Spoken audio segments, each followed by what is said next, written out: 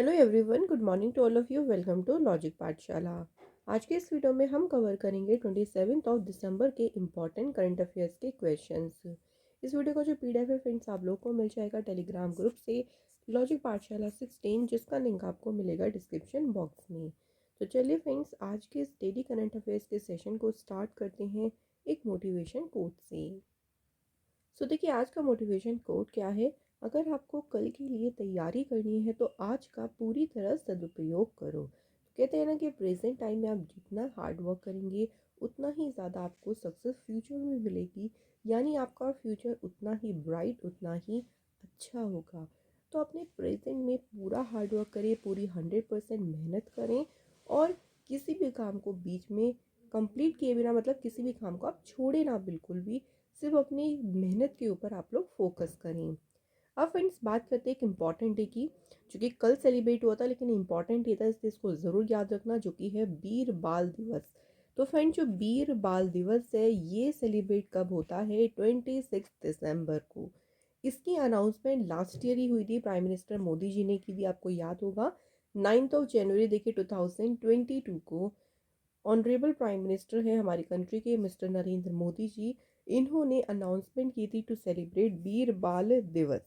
और कब सेलिब्रेट किया जाएगा, किसकी अनाउंसमेंट हुई थी? 26 दिसंबर को। अब 26 दिसंबर को ही क्यों ऐसा कहा जा रहा है, क्यों ये दिन सेलिब्रेट किया जा रहा है? देखिए, to pay tribute to the courage of the four Sahibzada of Guru Gobind Singh ji. तो गुरु गोविंद सिंह जी के जो 4 साहिबजादे थे, उनके साहस को श्रद्धांजलि देने के लिए, उनका जो करेज था उसको ट्रिब्यूट देने के लिए ही हर एक साल 26 दिसंबर को कौन सा दिन मनाया जाएगा? याद रखिएगा फ्रेंड्स, वीर बाल दिवस। इम्पॉर्टेंट डे है, इसलिए इसको हम लोग ज़रूर याद रखेंगे।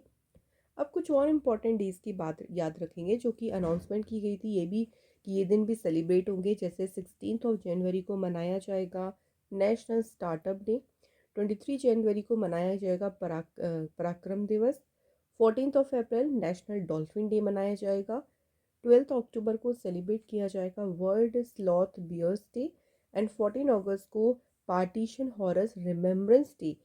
तो ये सेलिब्रेट होगा 15 अगस्त से पहले एक दिन पहले। देखिए, इंडिया और पाकिस्तान जो है बिल्कुल अलग हो गए थे। पाकिस्तान एक अलग, आप कह सकते हैं कि एक अलग नेशन बन गया था। तो पार्टीशन हॉरस रिमेम्बरेंस डे कब सेलिब्रेट होगा? 14 अगस्त को। तो ये भी इंपॉर्टेंट डेज हैं, इनको भी ज़रूर याद रखना। अब बात करें फर्स्ट क्वेश्चन की। पहला क्वेश्चन है, the United Nation has declared 2024 as the dash. तो संयुक्त राष्ट्र ने 2024 को कौन सा ईयर घोषित किया है? जैसे 2023 वाला जो ईयर था वो सेलिब्रेट किया गया था as a international year of millets. ठीक है, बाजरे का अंतर्राष्ट्रीय दिवस, वर्ष मतलब। ऐसे ही 2024 की अगर हम बात करते हैं तो यूएन ने डिक्लेयर किया है इंटरनेशनल ईयर ऑफ कैमलिट्स। अभी बात करेंगे कैमलिट्स क्या है, लेकिन याद रखिएगा जो कैमलिट्स का अंतर्राष्ट्रीय वर्ष है कौन सा डिक्लेयर किया है? 2024। किसने किया है? यूनाइटेड नेशन ने। तो ये जो डिसीज़न है ये कैसे लिया गया? तो दुनिया भर के लोगों के जीवन में जो कैमलिट्स की इम्पोर्टेंस है, उसी इम्पोर्टेंस को हाईलाइट करने के लिए, उसको उजागर करने के लिए ये डिसीज़न जो है लिया गया। अब कैमलिट्स क्या होता है? कैमलिट्स जो है वो मिल्क और मीट का एक सोर्स है which help people fight hunger, जो कि लोगों को हंगर यानी भूख के लिए फाइट करने में मदद करता है। दे ऑल्सो प्रोवाइड फाइबर, ये भी फाइबर भी प्रोवाइड करती हैं which can be used for clothing and shelter. तो इसे क्लोथिंग यानी कपड़े और शेल्टर यानी आश्रय के लिए भी यूज़ किया जा सकता है। तो एक तरीके से इसी की इम्पोर्टेंस को, कि भी हमारे जीवन में कैमलेट्स की क्या इम्पोर्टेंस है, उसी को बढ़ाने के लिए, जागरूक करने के लिए as a international year of camelids celebrate किया जाएगा पूरा 2024। तो ये इंपॉर्टेंट क्वेश्चन है काफ़ी ज़्यादा। 2023 वाला भी याद रखना। 2023 का क्या था? International year of millets. Next question देखिए, which space agency will launch its first polarimetry mission, जो कि है एक्सपोसेट। एक्सपोसेट का पूरा नाम है एक्सरे पॉलीमीटर सैटेलाइट। तो ये पहला उनका जो है पोलैरिमीट्री मिशन है और ये कौन सी स्पेस एजेंसी से लॉन्च करेगी? 1 जनवरी को देखिए मिशन लॉन्च होगा और इसे लॉन्च करेगी इंडिया की स्पेस एजेंसी इसरो। तो इसरो के द्वारा ये लॉन्च किया जाएगा। ये कंट्री का तीसरा स्पेस बेस्ड ऑब्जर्वेटरी जो है बन जाएगा after the recently launch solar mission Aditya L1 और जो एस्ट्रोसेट था ये लॉन्च हुआ था 2015 में। तो आदित्य L1 और एस्ट्रोसेट के बाद ये देश की तीसरी अंतरिक्ष आधारित वेधशाला बन जाएगा। ये जो ऑब्जर्वेटरी है अब इससे क्या मदद मिलेगा?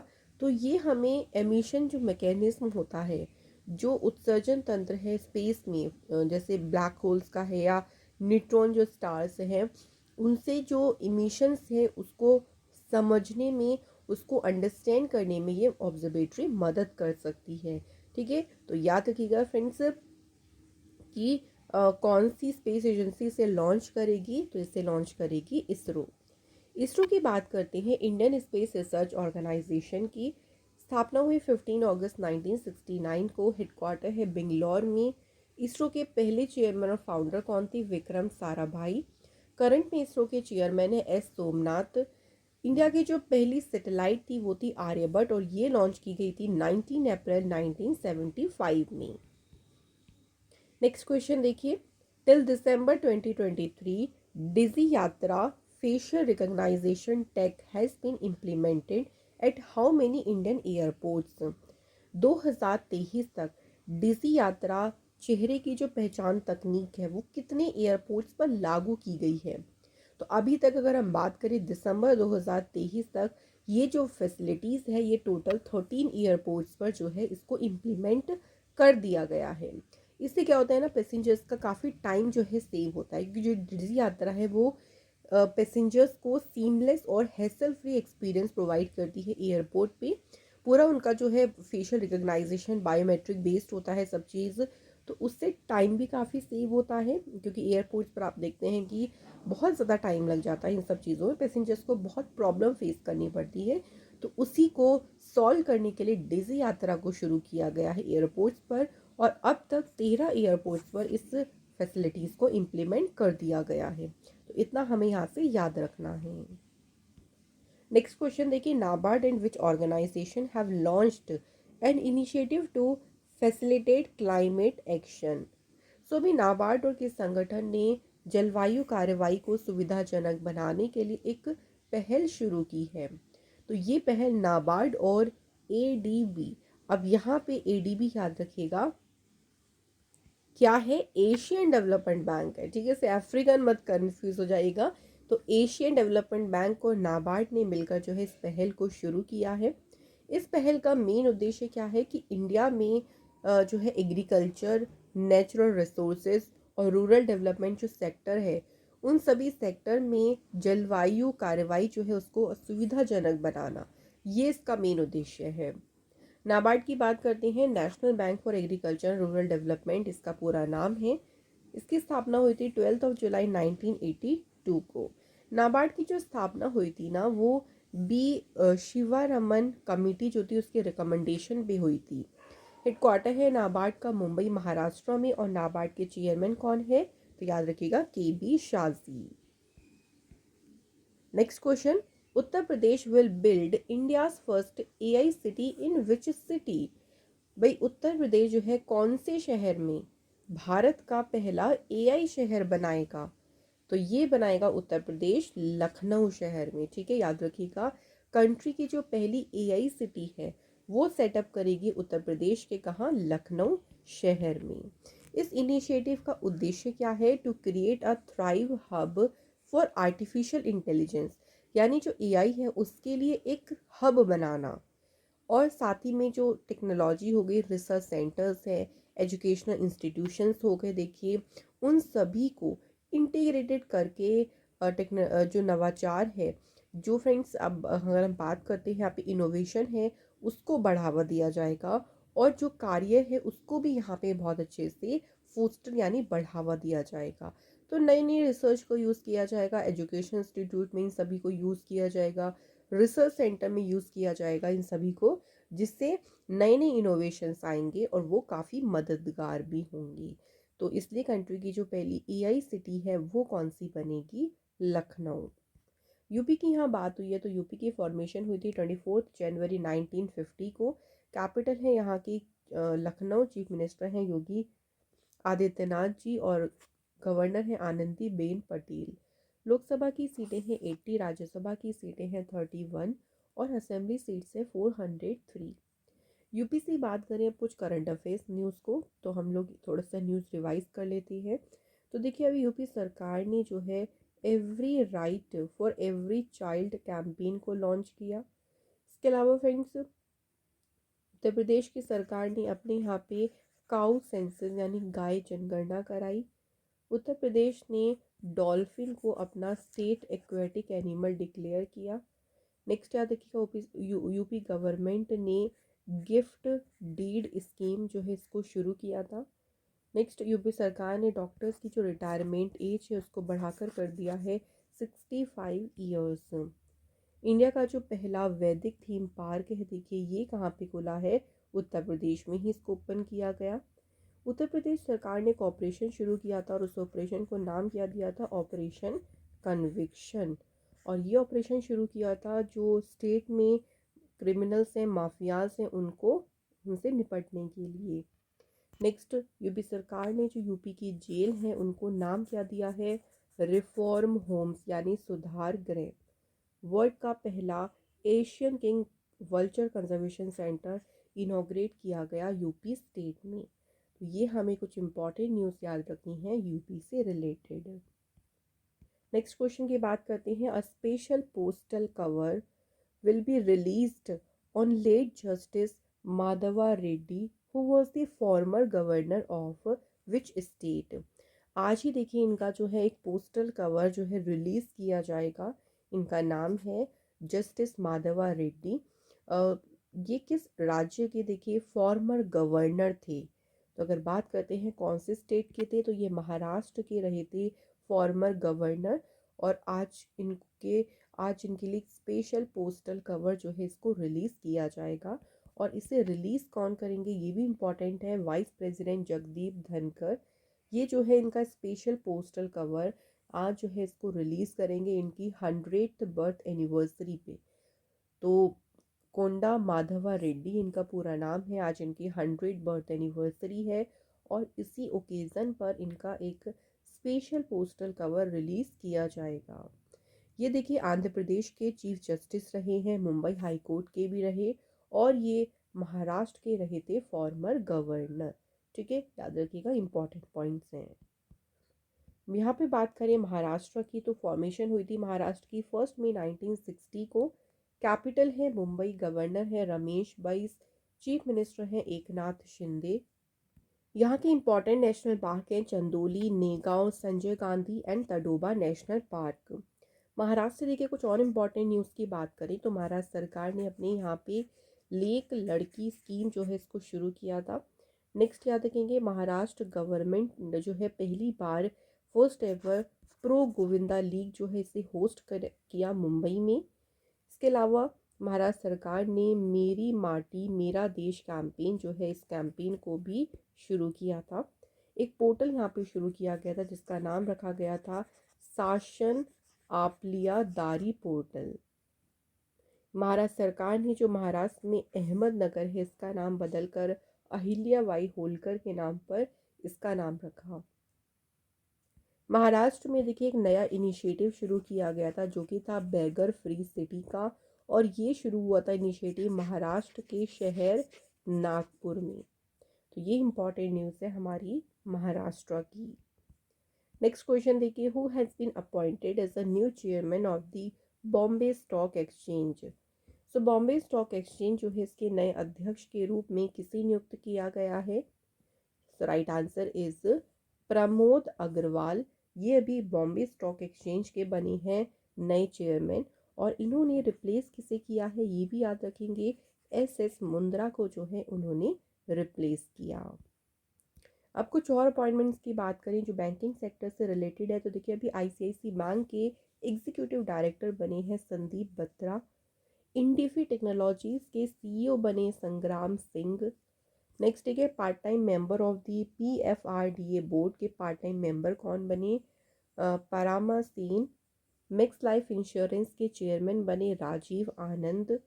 Next, insolvency and bankruptcy board of India के एग्जीक्यूटिव डायरेक्टर कौन बने? Jitesh John. Next question, who has Tecno smartphone recently appointed as it's brand ambassador? तो जो टेक्नो स्मार्टफोन है, इन्होंने हाल ही में किसे अपना ब्रांड एम्बेसडर नियुक्त किया है? तो इन्होंने अभी हाल ही में दीपिका पादुकोण को अपना ब्रांड एम्बेसडर अपॉइंट किया है।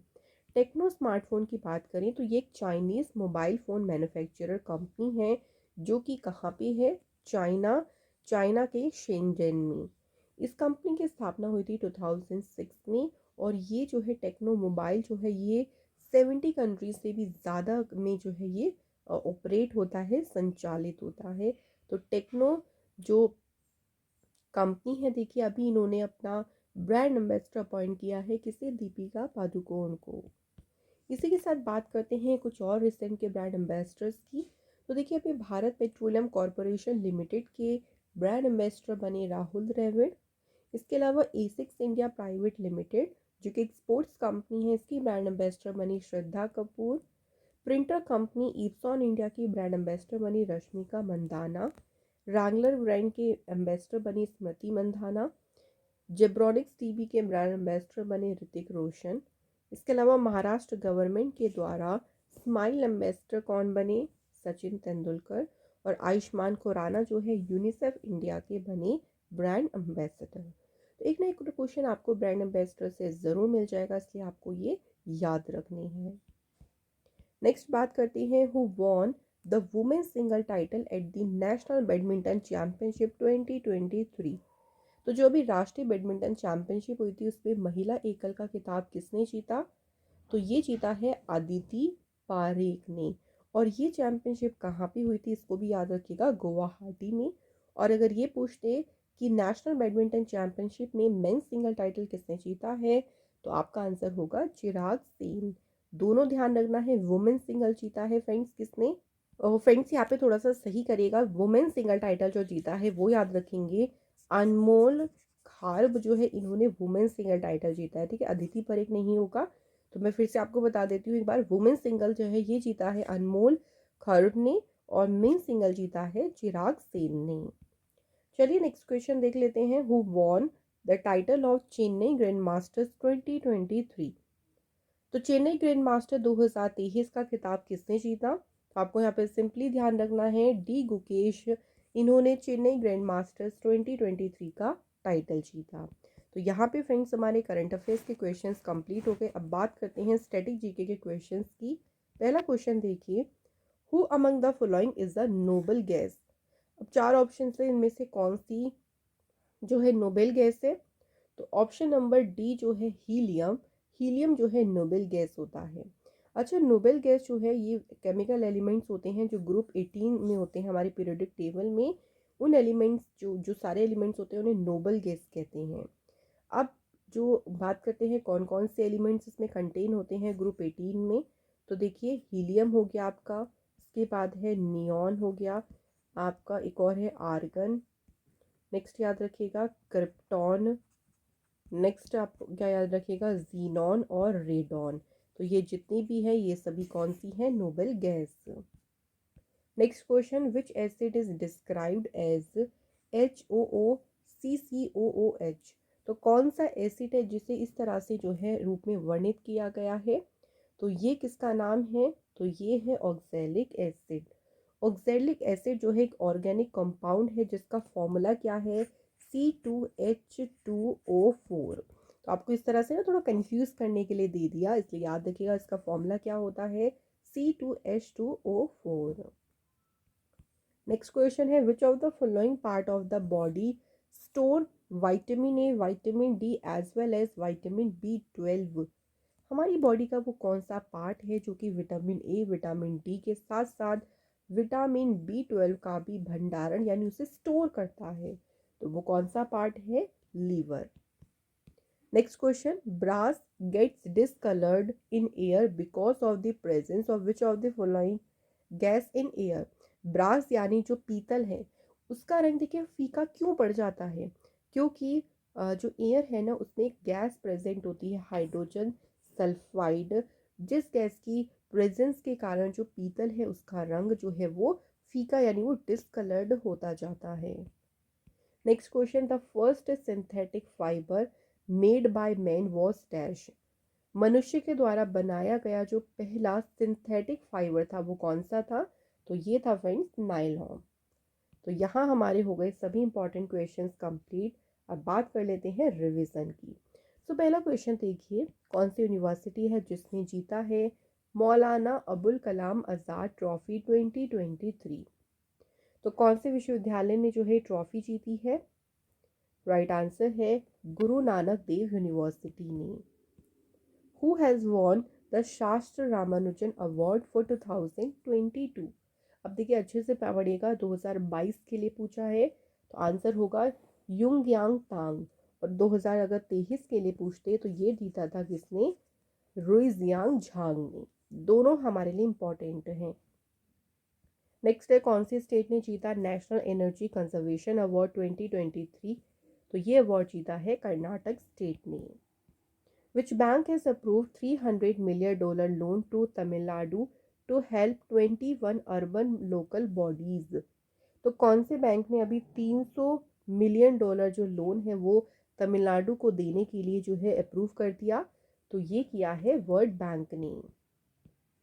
Ministry of Rural Development has signed an MOU with which retail company to enhance the outreach of the product of self-help groups?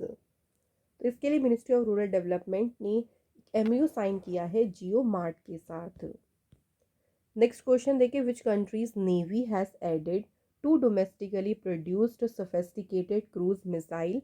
और इनका नाम है, एक का नाम है देखिए तालिये और दूसरे का नाम है नासिर। तो ये अभी किस कंट्रीज की नेवी में ऐड हुए हैं? आंसर क्या होगा यहाँ पे? Iran. Next question, which of the following country जो कि 1 जनवरी 2024 से जो ओपेक ग्रुप है उसको छोड़ देगा? तो अभी कौन सी कंट्री से छोड़ देगी? अंगोला।